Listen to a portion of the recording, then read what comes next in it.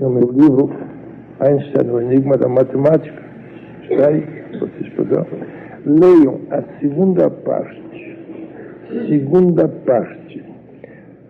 Artigos e alocuções de Einstein sobre ciência, religião e filosofia. Está aqui. Onde eu traduzo textualmente do texto original alemão o que Einstein disse sobre a harmonia entre ciência e religião, que se chama filosofia. Não há palavras mais maravilhosas sobre este ponto que isto aqui que estão aqui. Ele não fala propriamente do nosso assunto. Ele fala de fatos e valores. Fatos e valores, chama-se o capítulo. Fatos e valores, está aqui. Palavras textuais dele, com a citação exata onde se encontra no original alemão, publicado pelo Instituto de Stuttgart, na Alemanha, etc.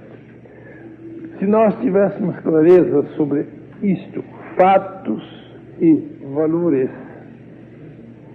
nós teríamos muita clareza sobre este assunto. Se podemos dizer que o homem vem de Deus ou se podemos dizer que o homem vem do animal. Ambas as coisas estão certas. Depende do que é que se entende por homem.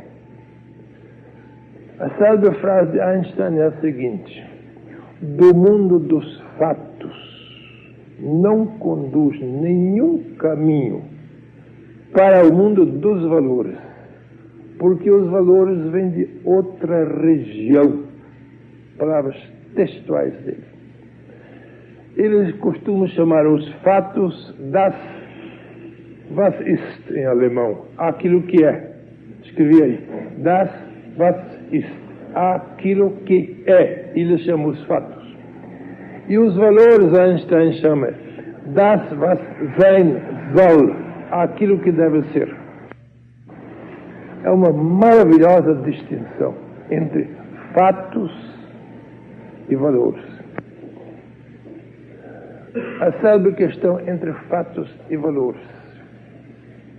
Que são fatos?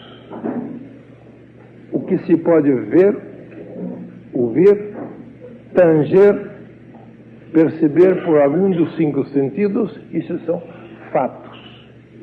Isso nós chamamos fatos. E o conjunto dos fatos nós chamamos as facticidades. Célebre expressão de Viktor Frankl nos seus livros. Facticidades, o conjunto dos fatos.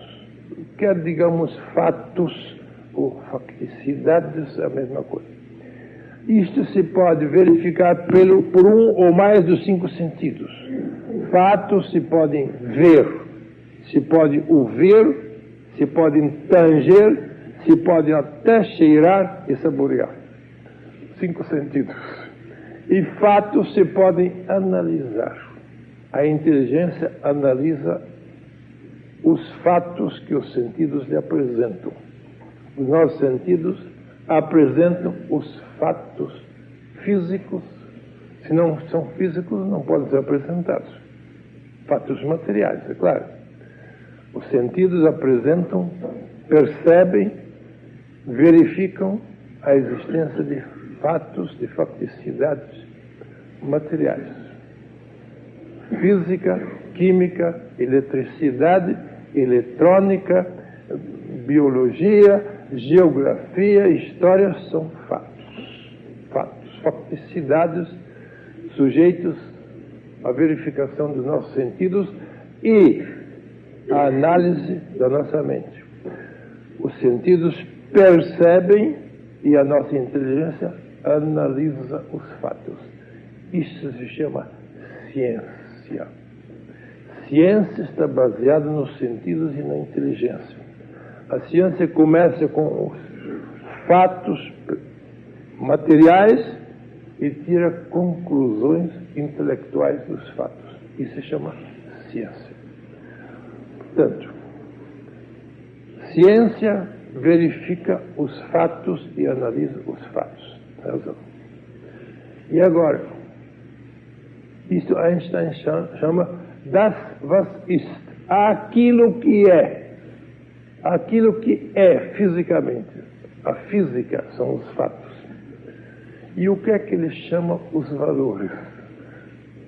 Agora começa o mistério.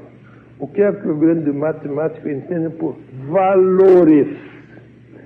E Einstein afirma que nenhum dos nossos sentidos pode verificar um valor. E a própria inteligência não é capaz de analisar um único valor. Nós ficamos meio desapontados, porque nós estamos acostumados a chamar valores outra coisa. Nós tiramos do bolso uma nota de dinheiro e dizemos: isto tem um valor de 10 cruzeiros, e aquilo tem um valor de 100 cruzeiros, e aquele outro tem um valor de 500 cruzeiros. Isto nós chamamos valores por convenção, mas não são valores, são fatos. É claro que não são valores. Nós não podemos trazer no bolso nenhum valor, só podemos trazer fatos. Fatos físicos que podem ser analisados pela inteligência, percebidos pelos sentidos e analisados pela inteligência. Mas, sim, a nossa linguagem é muito inexata, convencionamos em chamar valores. Isto vale tanto. Vão ao mercado e perguntam: quanto vale isto? Vão a uma loja: quanto vale esta mercadoria? Vale tanto, portanto tem um valor. Tudo isto é convenção, mas nada disto é verdade. Não existe nenhum valor físico. Não existe nenhum valor químico. Valores são absolutamente invisíveis, inaudíveis, intangíveis, completamente invisíveis. Não existe um valor visível, não existe um valor audível, não existe um valor tangível, não existe nenhum valor que se possa analisar. E agora? Estamos boiando, não entendemos mais nada. O que é um valor? Vamos ver se descobrimos alguns tipos de valores. Verdade, justiça, amor, bondade, benevolência, honestidade são valores.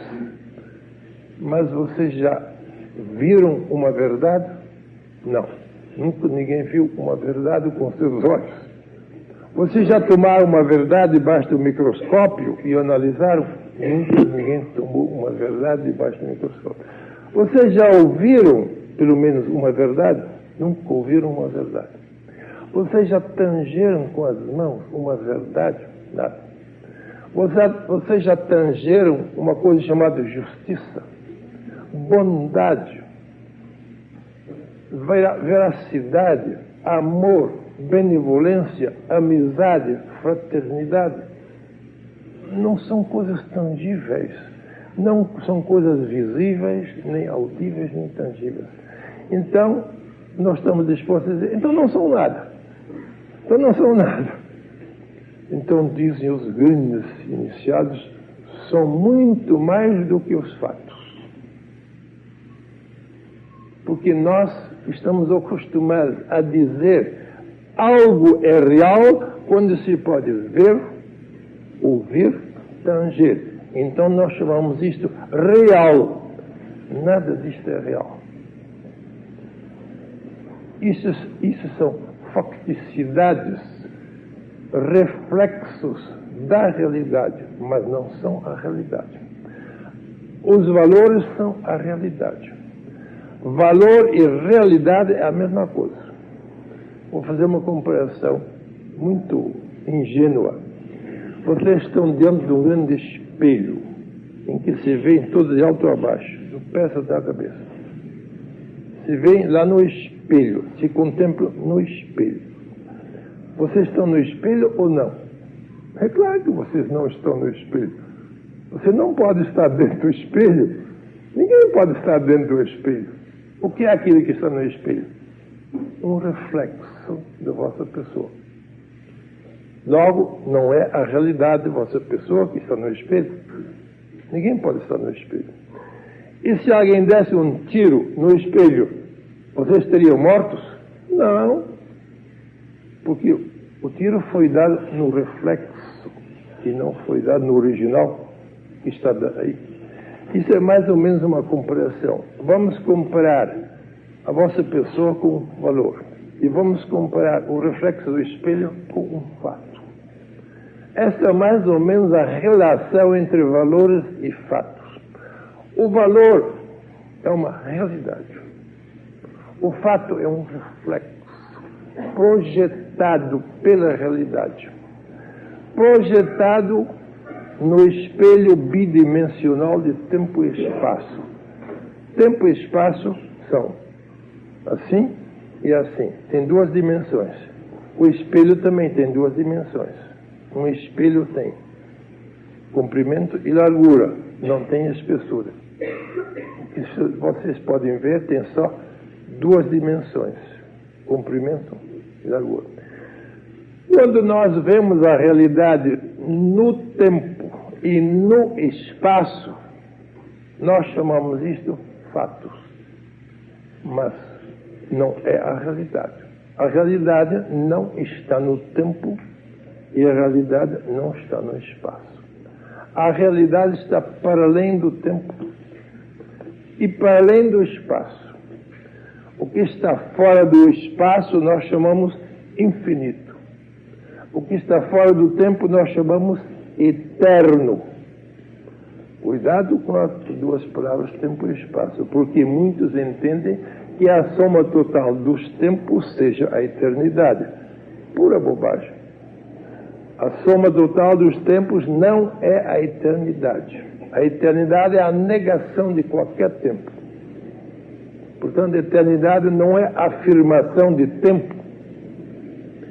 A eternidade é a negação de qualquer tempo, de qualquer hora, de qualquer minuto, de qualquer segundo. Isto é a eternidade. E espaço, o que é? Todo mundo pensa que espaço é a soma total, que o infinito é a soma total dos espaços. Não é verdade. O infinito é a negação de qualquer espaço. O infinito é a negação da dimensão e o eterno é a negação da duração.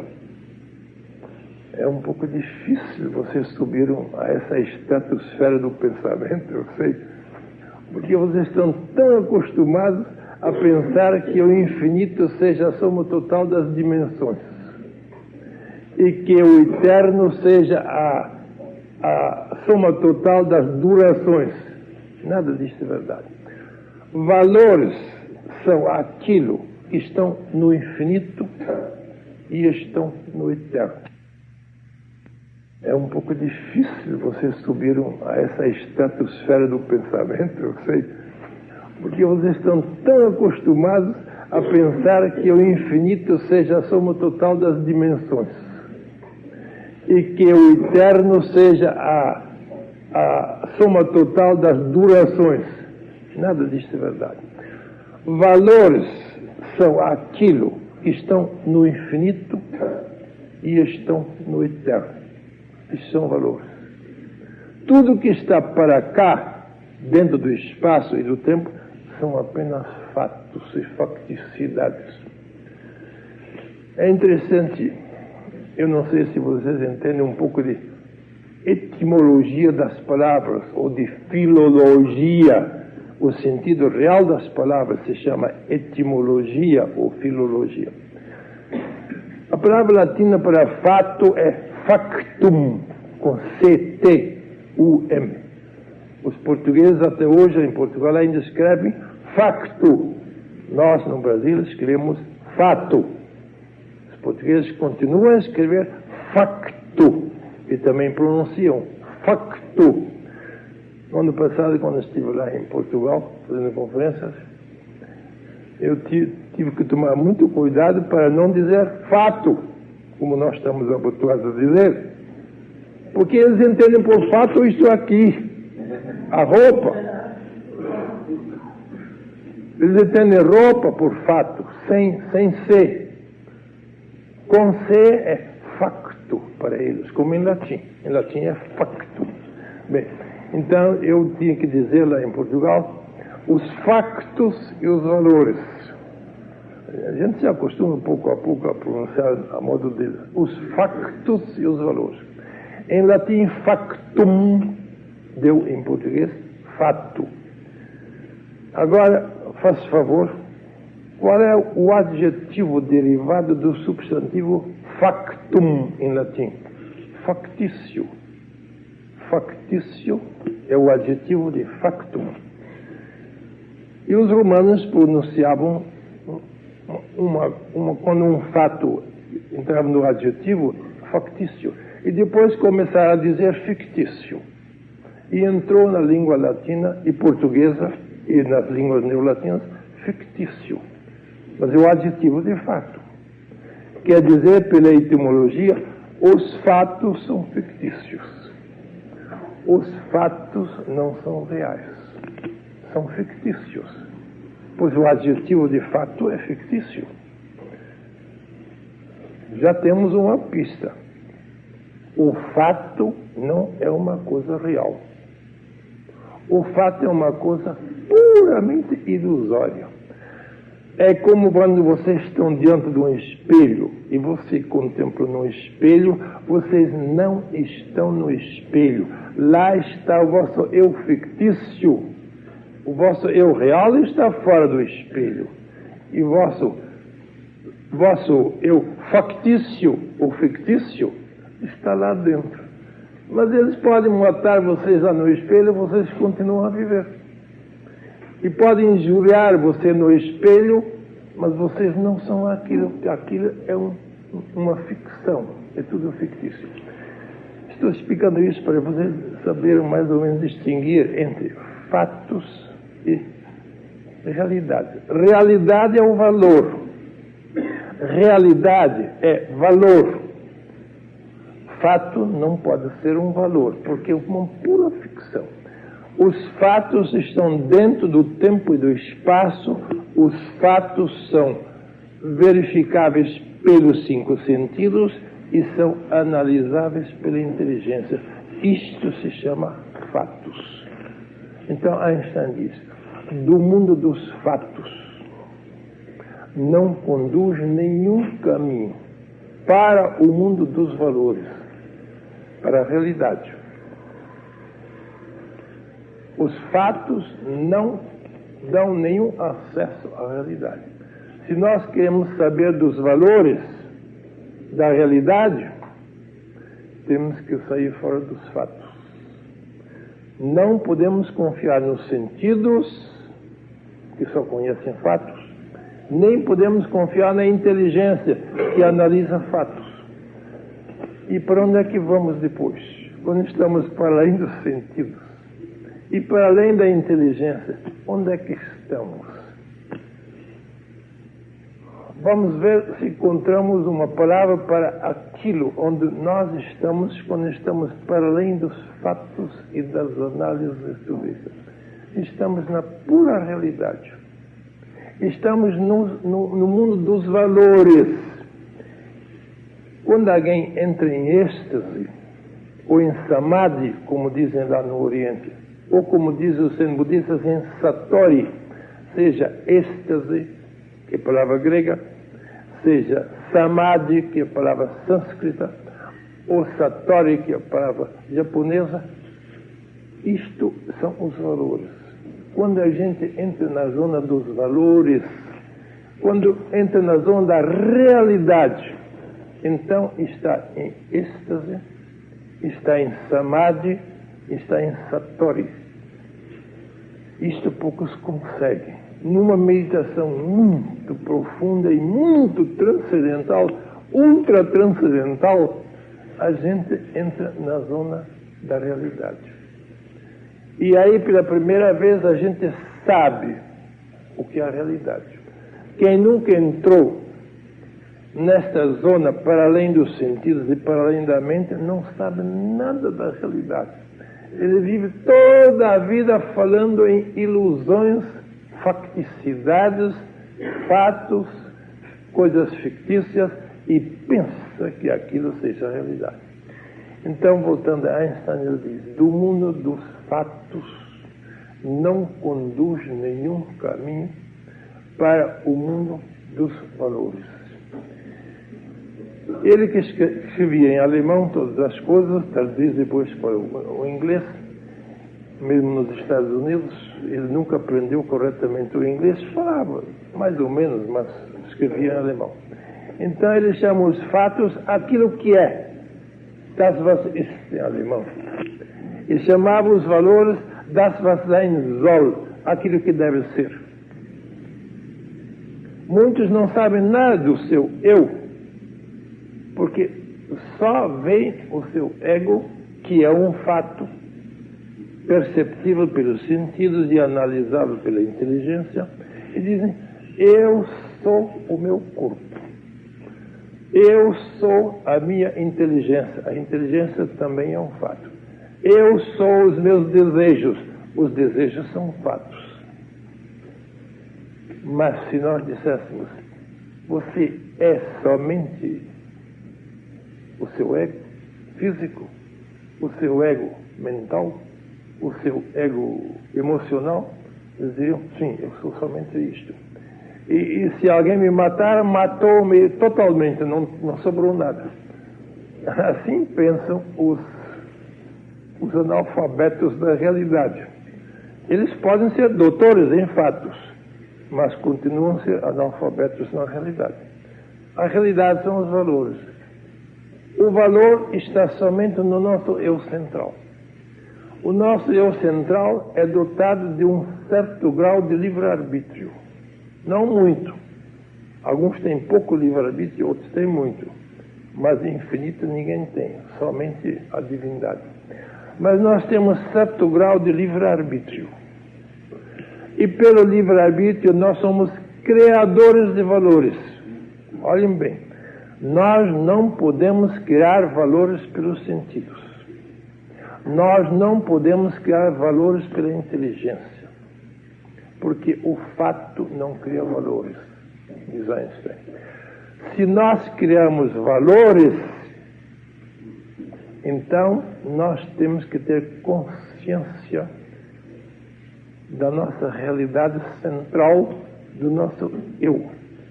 O nosso eu é dotado de um poder criador. O nosso ego não tem poder criador. O nosso ego descobre fatos. O nosso eu cria valores.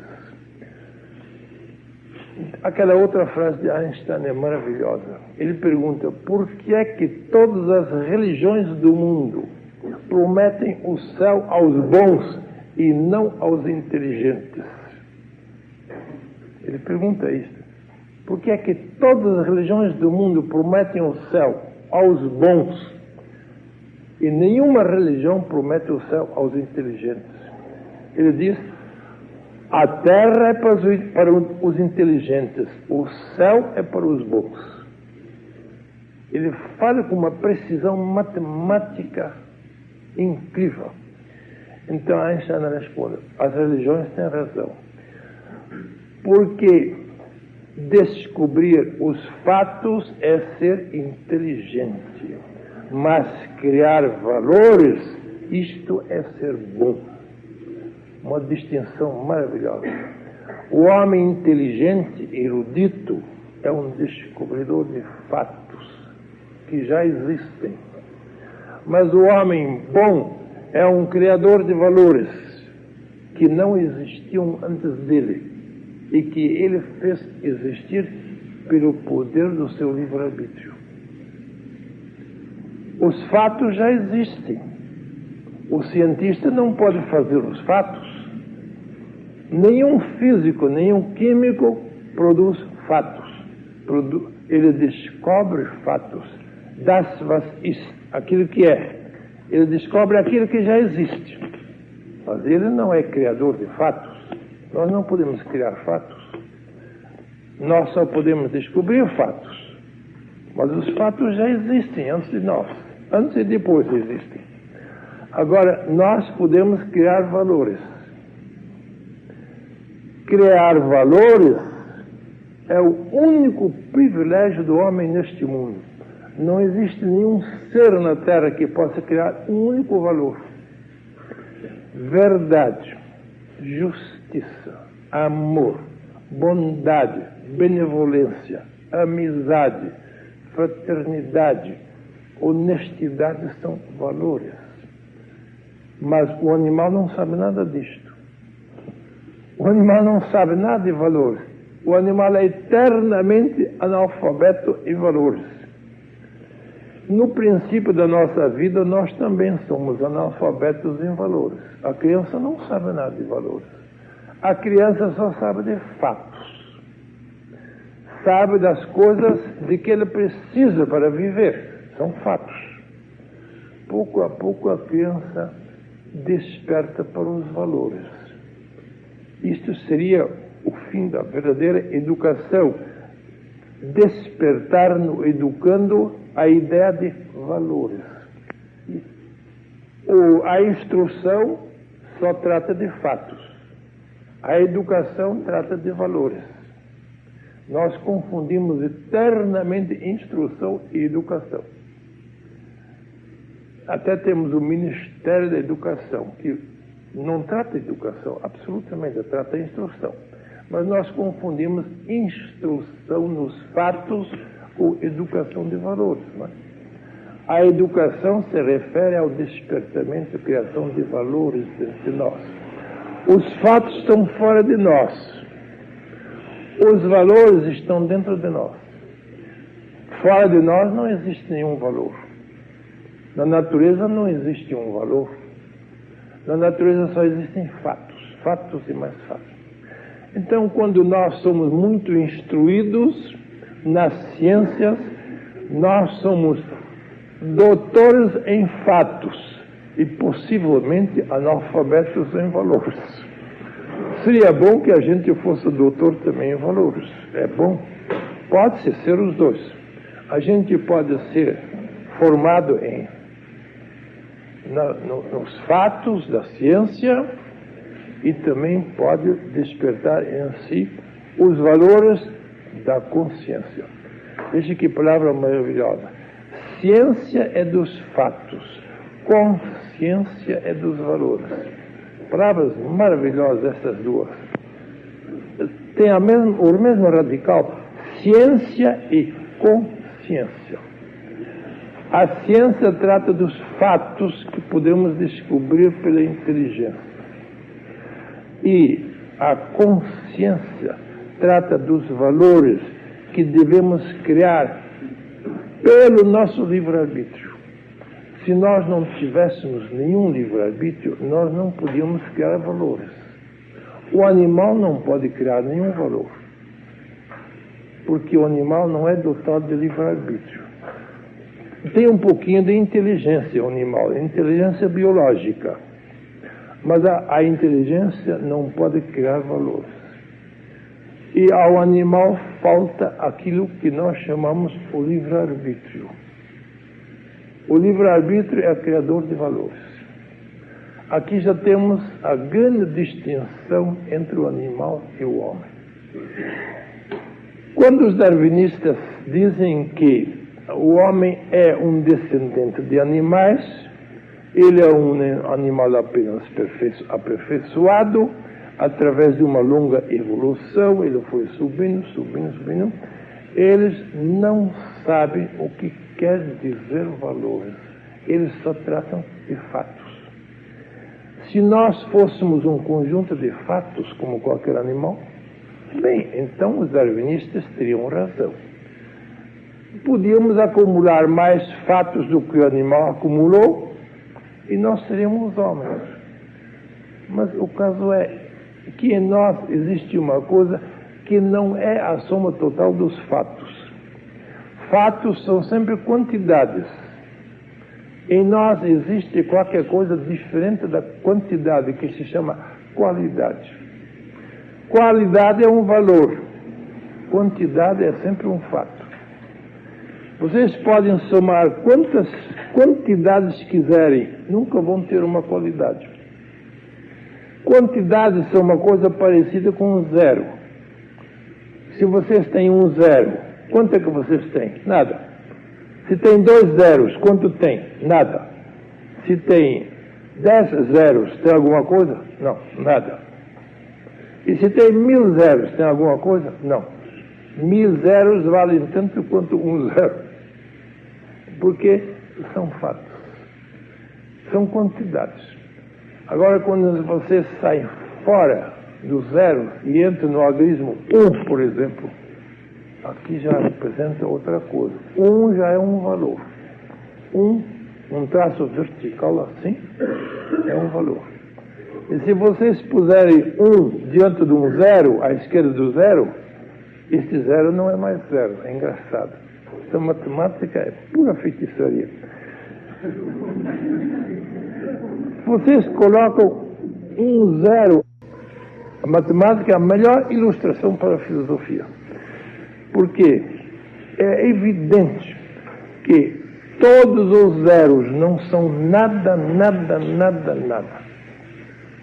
Bem, eu disse isso uma vez numa aula e alguém me disse, não senhor, um zero elevado à infinita potência é igual a infinito. Bem, isto é uma acrobacia mental. Ninguém pode elevar um zero à infinita potência. É absolutamente possível. Se fosse possível elevar um zero à infinita potência, naturalmente seria infinito. Mas isso não é possível. Um fato não pode dar um valor. Do mundo dos fatos, diz Einstein, não conduz nenhum caminho para o mundo dos valores. Sendo que o animal só conhece fatos, nenhum animal nos pode conduzir ao homem, porque o mundo dos fatos é o mundo do animal e do mundo dos fatos não conduz nenhum caminho para o mundo dos valores.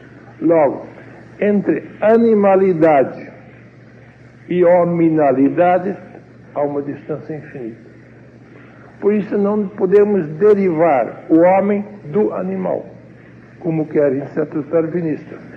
Eles querem que o animal muito aperfeiçoado seja homem.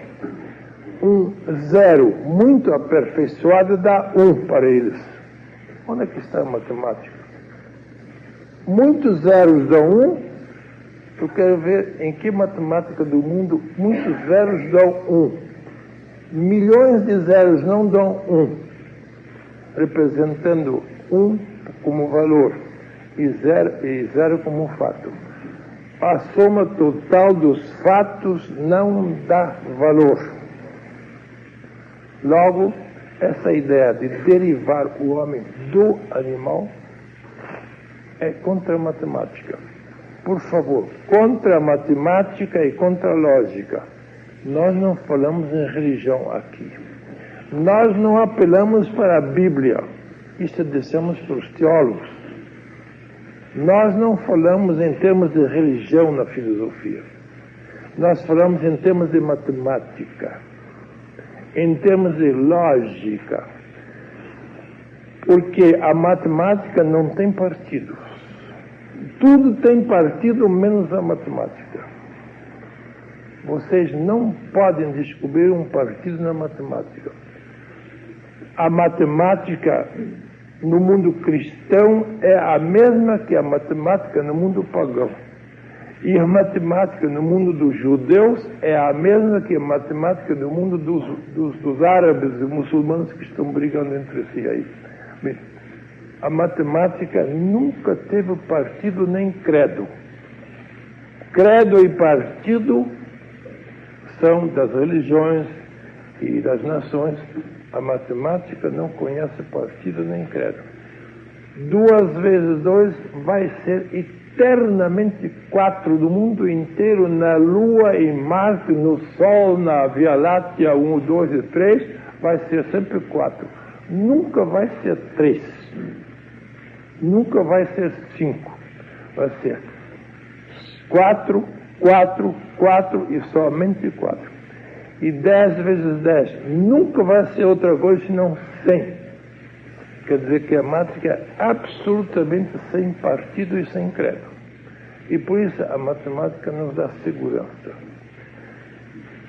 Nós não podemos ter seitas na matemática, nós não podemos ter partidos nem pró-governo, nem contra-governo. Contra matemática não existe tal coisa. Não existe partido Arena, nem partido MDB. Nada disso. Não é pró nem contra. A matemática é absolutamente universal.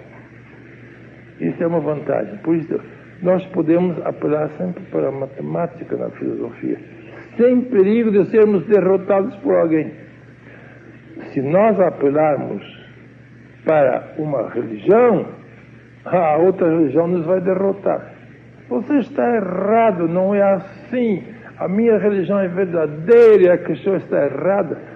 Portanto, não vamos apelar para a religião, mas vamos apelar para a matemática. Porque não há uma matemática oriental, uma matemática ocidental. Não há uma matemática cristã, uma matemática pagã. Não há uma matemática terrestre e uma matemática solar. Não existe. Só existe uma para todo o universo. Então, o que? Quando nós estamos na matemática, então estamos seguros, inderrotáveis. Porque a matemática não é outra coisa senão a consciência da realidade. A consciência da realidade. Não é a ciência das facticidades, isso é física. A ciência dos fatos é a física. Mas a consciência da realidade ou dos valores se chama matemática. Por isso Einstein tinha razão quando ele diz: do mundo dos fatos não conduz nenhum caminho para o mundo dos valores. Porque os valores vêm de outra região. Os valores não vêm dos fatos. Toda a soma total dos fatos não dá valor. Os valores vêm do infinito. Os valores vêm do infinito. Por isso, se nós distinguirmos o homem entre fatos físicos e valores metafísicos, nós não podemos derivar a física da metafísica. Nós não podemos derivar os fatos dos valores. E os valores, de onde vêm? Agora vem o célebre impasse para nós. Teilhard de Chardin, o grande cientista do nosso século, falecido alguns anos atrás, diz: os teólogos dizem que o homem foi criado por Deus. Os cientistas dizem que o homem veio do animal. Então diz Teilhard de Chardin: vamos fazer uma conciliação entre os teólogos e entre os cientistas. Então ele inventou esta célebre frase: a descontinuidade na continuidade. Vocês não entenderam nada, é claro. A descontinuidade na continuidade é o homem. Então eu tentei desenhar isso. Lá tem um traço vertical, em cima está D, e embaixo está H. Vamos dizer que Deus, D significa Deus, e H significa o homem. Isso é mais ou menos a ideia dos teólogos. Aqui há uma linha reta entre Deus e o homem. Eles dizem: está na Bíblia que Deus criou o homem diretamente e não indiretamente através do animal. Criou diretamente, de alto a baixo. Ele disse: façamos o homem segundo a nossa imagem e semelhança.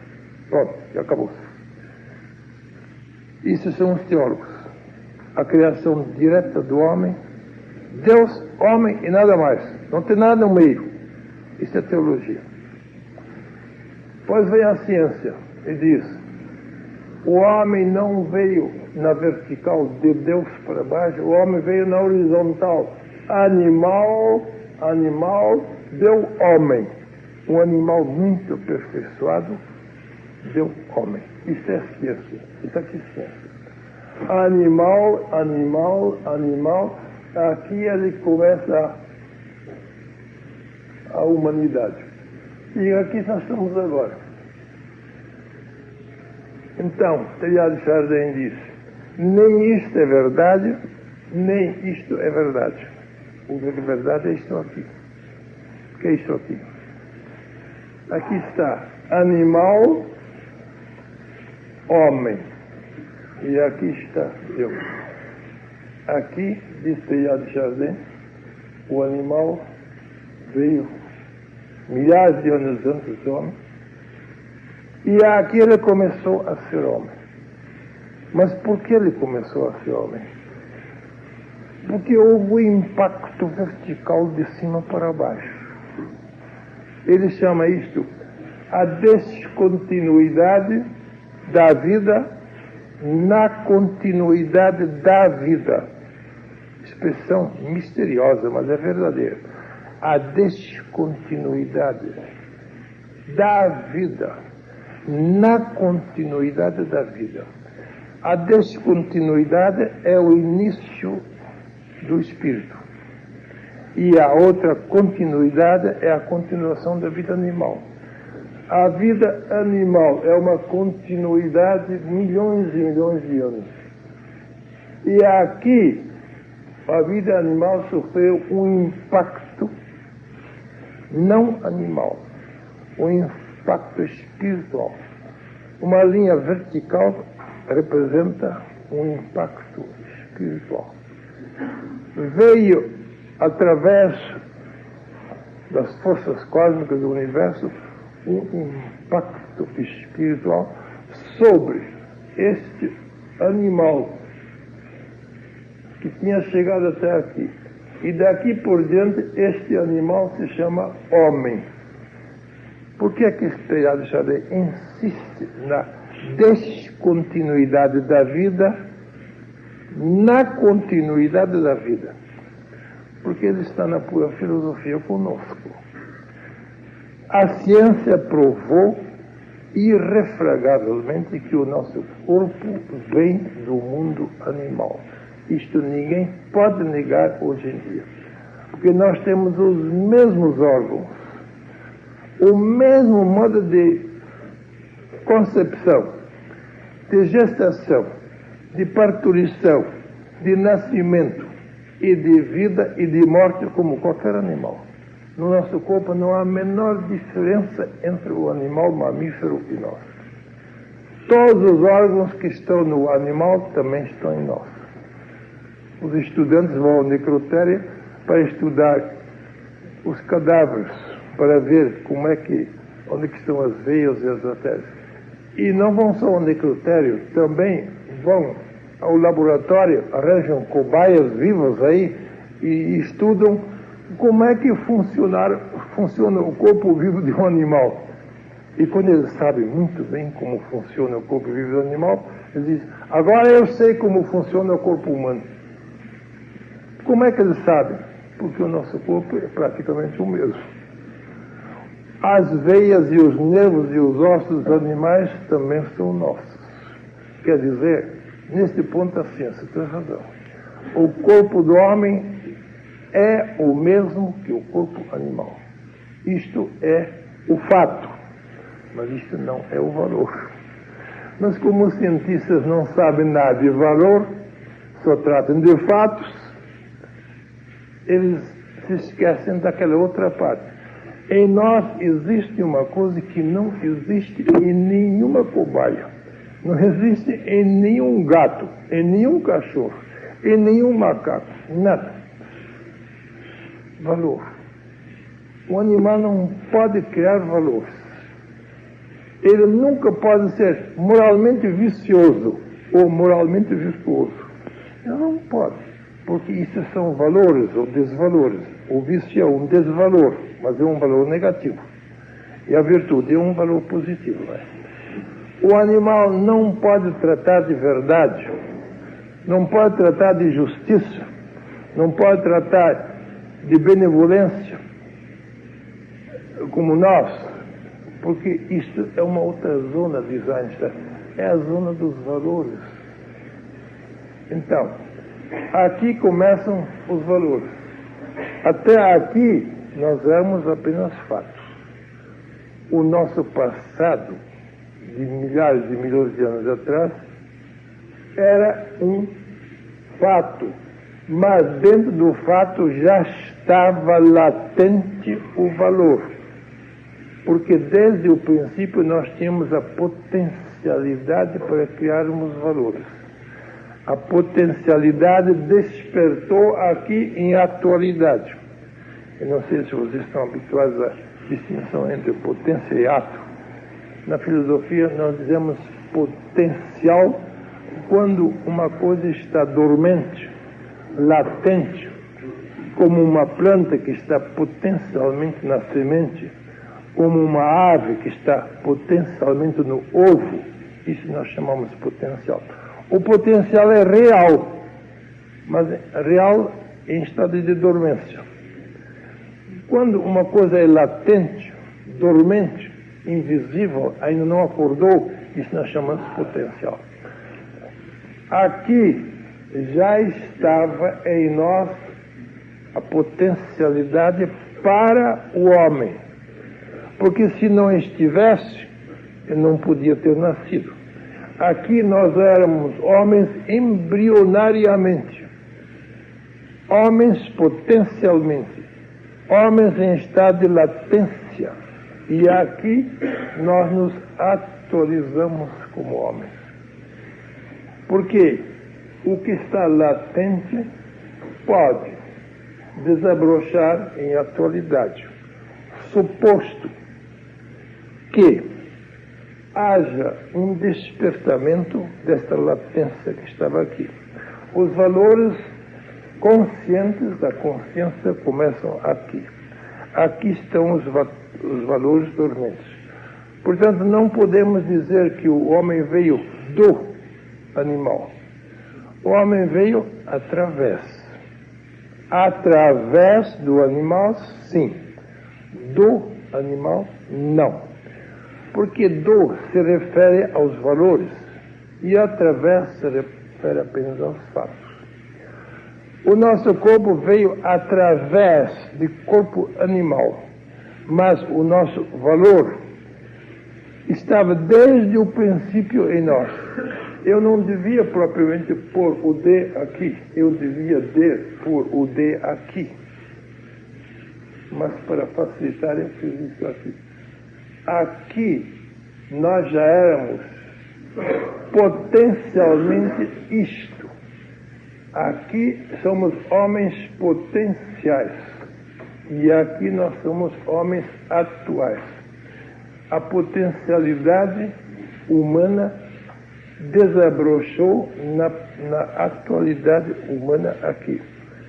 Isto Teilhard de Chardin quis dizer quando ele diz: o homem é um novo início dentro de uma continuação. Ele é um novo início, mas já precedido por uma longa continuação. A continuação da vida teve o impacto de um novo início. Isso a Bíblia quer dizer quando diz: façamos o homem à nossa imagem e semelhança. Muitos teólogos pensam que Deus tenha criado um boneco de barro e depois tenha insuflado neste boneco de barro o seu espírito. Isso é contra toda a experiência. Porque se o nosso corpo tivesse vindo diretamente de um boneco de barro e do Espírito de Deus, nós não teríamos os órgãos dos animais. Por quê? Se não tivéssemos vindo do corpo animal, não havia nenhum motivo para termos todos os órgãos do animal. É claro, o Espírito de Deus foi insuflado num ser vivo e não num ser morto. Isto está do Gênesis, mas eles não entenderam. O Gênesis diz: os Elohim as potências criadoras, o Gênesis nunca fala de Deus, só fala das potências criadoras. As potências criadoras disseram: façamos o homem à nossa imagem e semelhança. E depois as potências criadoras, os Elohim, insuflaram, fizeram um corpo de substância orgânica, está lá. De substância orgânica, está no Gênesis. Logo, não de substância inorgânica, que seria barro, de substância orgânica, está no texto grego. Chous, C-H-O-U-S, é a palavra grega para substância orgânica. No Apocalipse é a mesma coisa. O Apocalipse é o último livro da Bíblia, e Gênesis é o primeiro. No Apocalipse está: saiu do mar um animal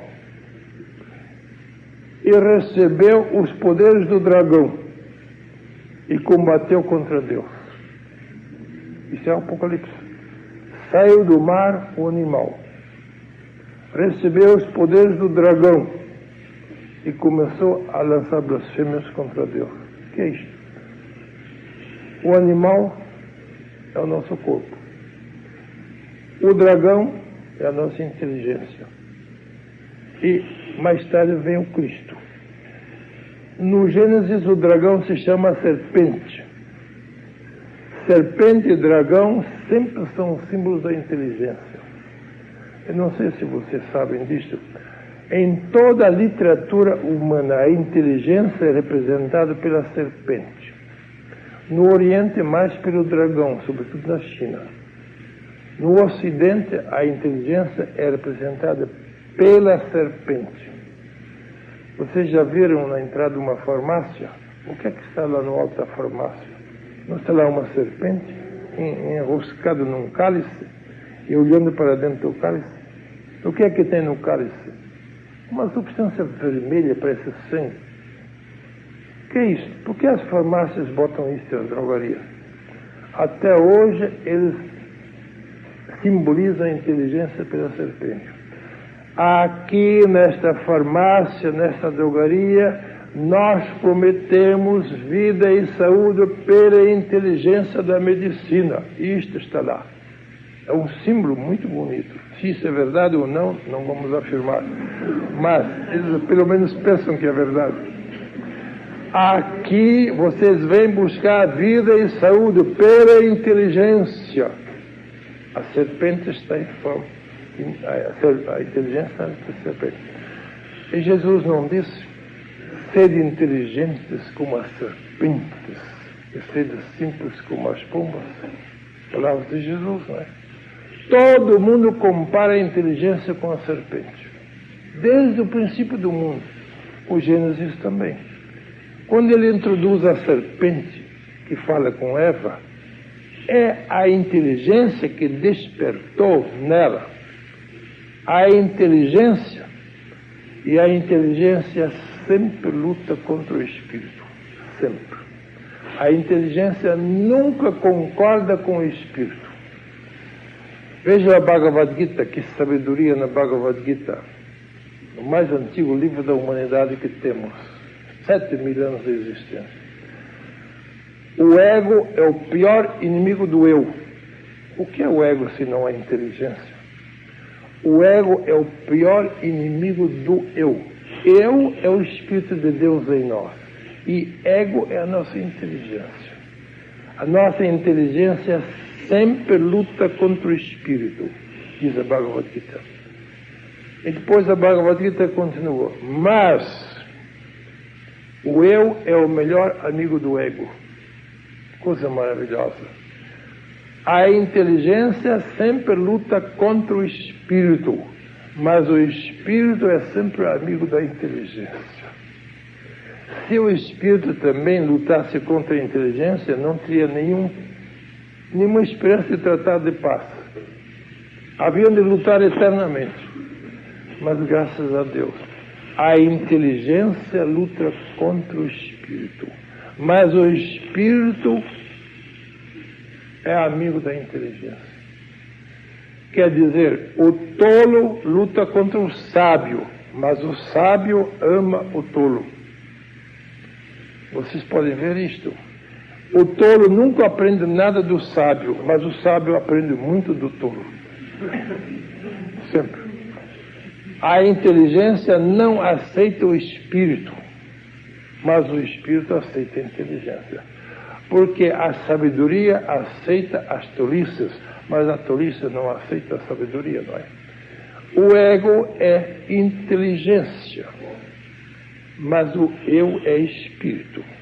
Então, o nosso ego sempre é serpente, que sempre se revolta contra o espírito. Mas o espírito diz, coitado do ego, ele não sabe nada, vamos ter pena dele. Então ele ama o ego. E quando o eu ama o ego, pode haver paz. O ego não pode amar o eu, porque ele só odeia. Briga sempre com ele. Então, tanto o Gênesis como o Apocalipse, que são o primeiro e último livro da Bíblia, introduzem a inteligência em forma de serpente no Gênesis e em forma de dragão no Apocalipse. Dragão também é o símbolo da inteligência. No Oriente se gosta mais de usar o dragão, e nós usamos sempre, na Bíblia também se usa a serpente. Isto é uma chave para nós compreendermos a dúplice natureza do homem. O homem nunca teve natureza simples, ele sempre teve uma natureza de dois polos. Um polo negativo chamado inteligência, ego, e um polo positivo chamado espírito, o eu. Mas os dois polos não precisam brigar com o outro, os dois podem fazer as pazes. Aqui na luz elétrica há dois polos, todos sabem, o polo positivo e o polo negativo. Os dois estão brigando? Não. Os dois fizeram as pazes, e a paz se chama luz. A síntese do polo positivo da eletricidade e do polo negativo dá luz e dá calor e dá força. Luz na lâmpada, calor no aquecedor. Lá no vosso aquecedor ou no chuveiro elétrico do banheiro também tem dois polos. A resistência que está lá dentro é atravessada por dois polos. E os dois polos da eletricidade dão calor. Por isso vocês podem tomar banho quente no banheiro, porque há dois polos que produzem calor. E vocês vão a uma indústria que funciona todos com dínamos hoje em dia. De onde é que vem o dínamo? Aquela força tremenda do dínamo vem de dois polos, um polo positivo e um polo negativo. E quando os dois polos se unem de certo modo, não de um modo errado, isso dá circuito, cuidado, mas se unem do modo certo, como a nossa inteligência sabe fazer, a união certa dos dois polos elétricos dá luz na lâmpada, calor no aquecedor e força no dínamo. Quer dizer, em nossa natureza humana também há dois polos. O polo negativo do ego, que só conhece os fatos, e o polo positivo do eu, que também conhece valores. Os fatos não podem descobrir os valores, diz Einstein, mas o valor pode descobrir os fatos. Vejam bem, o valor sempre corresponde ao eu, e os fatos correspondem ao ego. O ego não vai fazer as pazes com o eu. Não tem esperança nenhuma. Ele briga eternamente. Mas, graças a Deus, o eu pode fazer as pazes com o ego. Porque o eu é sábio e o ego é apenas intelectual. A inteligência não é sabedoria. Sabedoria é coisa espiritual. E inteligência não é espiritual. Então nós temos uma paz, uma esperança de que algum dia o homem faça a síntese entre os seus dois polos, entre o seu ego intelectual e o seu eu espiritual. Se ele nunca descobrir o seu eu espiritual, não vai fazer as pazes. Porque o ego não vai fazer paz. O eu é que vai fazer paz. O maior pode fazer paz com o menor, mas o menor não vai fazer paz com o maior. O sábio pode fazer paz com o ignorante, mas o ignorante não vai fazer paz com o sábio. Bem, quer dizer que nós estamos diante deste mistério chamado homem. Ele é um composto de dois polos que sempre estão em luta enquanto nós não descobrimos o polo positivo do eu. Porque o eu é o melhor amigo do ego, mas o ego é o pior inimigo do eu.